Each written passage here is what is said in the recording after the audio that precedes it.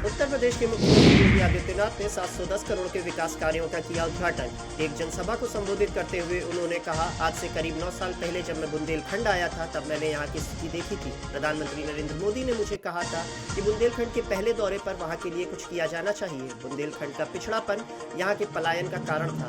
यहाँ कहीं भूमाफिया और कहीं डकैतों का आतंक था। यहाँ रोजगार और सुरक्षा नहीं थी। प्रधानमंत्री नरेंद्र मोदी ने आने के बाद आशा की किरण जगी और उनके आह्वान पर प्रदेशवासियों ने जब उत्तर प्रदेश में डबल इंजन की सरकार बनाई तब जाकर आज बुंदेलखंड बेहतरीन कनेक्टिविटी से जुड़ा है। लखनऊ में सपा अध्यक्ष अखिलेश यादव ने राम मंदिर चढ़ावा मामले में गठित एसआईटी पर सवाल उठाए। उन्होंने आरोप लगाया कि एसआईटी सिर्फ लीपापोती कर रही है। अखिलेश यादव ने कहा कि एसआईटी के एक सदस्य पर 420 का केस दर्ज है और यहाँ लड़ाई लखनऊ दिल्ली की है। अखिलेश यादव ने कहा कि विपक्ष की एफआईआर तक दर्ज नहीं की जा रही है। उन्होंने मामले में सीडीआर जांच की मांग करते हुए दावा किया कि इसमें 99.9% लोग भाजपा से जुड़े निकलेंगे। उन्होंने कहा कि कई लोग लगातार उनके संपर्क में आ रहे हैं। वहीं एथेनॉल मिश्रित पेट्रोल को लेकर भी अखिलेश यादव ने सरकार पर निशाना साधा और कहा कि सरकार ने पेट्रोल में एथेनॉल मिला दिया है। उत्तर प्रदेश के उप मुख्यमंत्री ब्रजेश पाठक ने कहा, प्रधानमंत्री मोदी दुनिया के सर्वाधिक लोकप्रिय नेता है। सभी देश प्रधानमंत्री मोदी का सम्मान करते हैं। उन्होंने 35 से अधिक देशों में सर्वोच्च सम्मान से नवाजा गया है। यह केवल उन्हीं का नहीं बल्कि देश के 140 करोड़ लोगों का सम्मान है।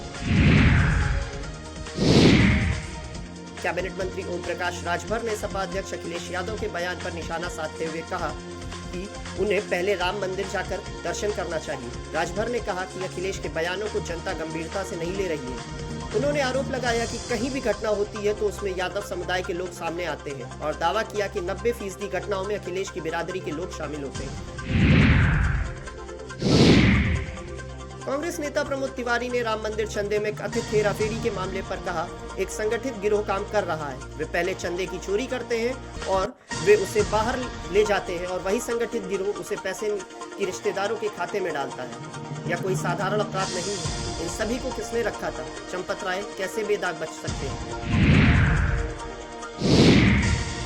पूर्व सपा सांसद एसटी हसन का बयान। अखिलेश यादव का समर्थन करते हुए एसटी हसन ने कहा, अखिलेश यादव भाजपा नेताओं से बड़े हिंदू हैं। उन्होंने आरोप लगाया कि भाजपा के लोग सनातन धर्म को बदनाम कर रहे हैं। एसटी हसन ने राम मंदिर चढ़ावा मामले की जांच संसदीय कमेटी से कराने की मांग की। भाजपा नेता मोहसिन रजा ने कहा, उत्तर प्रदेश में 2 लाख से ऊपर रजिस्टर्ड वक्फ थे। सुन्नी और शियाओं में 1,27,000 वक्फ की संपत्तियां रजिस्टर्ड हैं। इनसे आने वाली आमदनी की ऑडिट किसी के पास नहीं है। हमारा मुख्यमंत्री योगी आदित्यनाथ से मांग है कि वक्फ की संपत्तियों का ऑडिट होना चाहिए। लखनऊ में ही सुन्नी और शियाओं की मिलकर 4,000 संपत्तियां रजिस्टर्ड है। इसके बाद दूध का दूध और पानी का पानी हो जाएगा। उत्तर प्रदेश सरकार में मंत्री भूपेंद्र चौधरी ने राम मंदिर चंदे पर अखिलेश यादव के बयान पर कहा, भाजपा अपने सनातन साधु संतों और अपने धार्मिक गुरुओं का बहुत सम्मान करती है। कांग्रेस और सपा हमेशा सनातन के मूल्यों का विरोध करती रही है। इन्होंने हमेशा मंदिर निर्माण का विरोध किया है। मेरा शंकराचार्य जी से निवेदन है कि सनातन विरोधी नेताओं के एजेंडे का हिस्सा न बने। भाजपा नेता मनोज पांडे ने राम मंदिर चंदे पर अखिलेश यादव के बयान पर कहा, आज मैं उन लोगों के मुंह से धर्म और आस्था की बात सुन रहा हूँ जिनका पूरा इतिहास धर्म, सनातन और आस्था पर प्रहार करने का है। एक योजनाबद्ध तरीके से कांग्रेस और सपा के लोग सनातन को कमजोर करने की हिमाकत कर रहे हैं। सवाल यह नहीं है कि गड़बड़ी हुई, बल्कि सवाल यह है कि उस गड़बड़ी पर उत्तर प्रदेश सरकार का क्या स्टैंड रहा है। भाजपा नेता मनन कुमार मिश्र ने राम मंदिर चंदे पर अखिलेश यादव के बयान पर कहा, संसद में मुलायम सिंह यादव ने कहा था कि वहां राम मंदिर का कोई नाम नहीं है, वहां केवल बाबरी मस्जिद ही है। आज के समय में जब एक छोटी सी गड़बड़ी पाई गई तो सरकार ने इसका गंभीर रूप से संज्ञान लिया है। इसके लिए एसआईटी की जांच बैठाई गई है और जांच का दायरा भी बढ़ाया गया है। चंपत राय और अनिल मिश्रा से इस्तीफा लिया गया है। किसी भी दोषी को बख्शा नहीं जाएगा। राम मंदिर चंदे के विवाद पर कांग्रेस नेता इमरान मसूद ने कहा, ट्रस्ट में भी तो कुछ ही लोग हैं। हम बदनाम नहीं करने की कोशिश कर रहे हैं, बल्कि लूट आपने मचाई है और आपको पता ही नहीं चल रहा। हमने थोड़ी कुछ लिया है। कितना पैसा आया, किसकी जानकारी आप कुछ दे नहीं रहे हैं और सिर्फ लीपापोती कर रहे हैं। और अब शब्द आप कांग्रेस को दे रहे हैं। इसके लिए आप ही जिम्मेदार थे। जैसे वैष्णो देवी ट्रस्ट है, उसी तरह से करिए ना। आस्था के नाम पर लोगों को लूट क्यों रहे हैं? देहरादून में बद्रीनाथ धाम चढ़ावा चोरी मामले को लेकर पुष्कर सिंह धामी ने अपनाया सख्त रुख। सीएम धामी ने मामले की जांच के लिए समिति गठित करने का किया ऐलान। उन्होंने कहा कि दोषियों के खिलाफ कड़ी कार्रवाई की जाएगी और किसी भी स्तर पर नरमी नहीं बरती जाएगी। मुख्यमंत्री ने कहा कि जांच में दूध का दूध और पानी का पानी होगा। उन्होंने बद्रीनाथ धाम को सनातन आस्था का प्रमुख केंद्र बताते हुए कहा कि किसी भी तरह की गड़बड़ी बर्दाश्त नहीं की जाएगी। बहराइच पहुंचे सपा नेता राम आश्रय विश्वकर्मा ने कहा कि 2027 में उत्तर प्रदेश में बनेगी समाजवादी पार्टी की सरकार।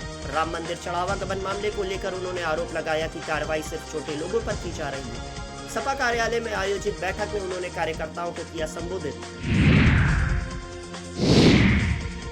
हरिद्वार पहुंचे केंद्रीय मंत्री चिराग पासवान ने राम मंदिर चढ़ावा गबन मामले पर कहा कि राम भक्तों की आस्था के साथ खिलवाड़ बर्दाश्त नहीं किया जाएगा। उन्होंने आरोपियों के खिलाफ कड़ी से कड़ी कार्रवाई की मांग की और कहा कि केंद्र व राज्य सरकार दोषियों को बख्शेगी नहीं। चिराग पासवान ने विपक्ष से इस मुद्दे पर राजनीति न करने की अपील करते हुए कहा कि किसी भी धर्मस्थल में भ्रष्टाचार स्वीकार नहीं किया जा सकता। अल्पसंख्यक कल्याण मंत्री दानिश आजाद अंसारी ने कहा कि मध्य प्रदेश की तर्ज पर उत्तर प्रदेश वक्फ बोर्ड में भी 2 गैर मुस्लिम सदस्यों को शामिल किया जाएगा। उन्होंने बताया कि एमपी की तरह ही यूपी में वक्फ बोर्ड का गठन किया जाएगा।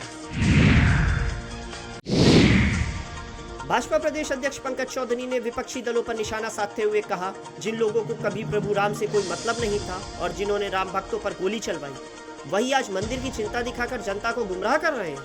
उन्होंने राम मंदिर मामले में कहा कि जो भी दोषी होगा उसे किसी भी हालत में बख्शा नहीं जाएगा।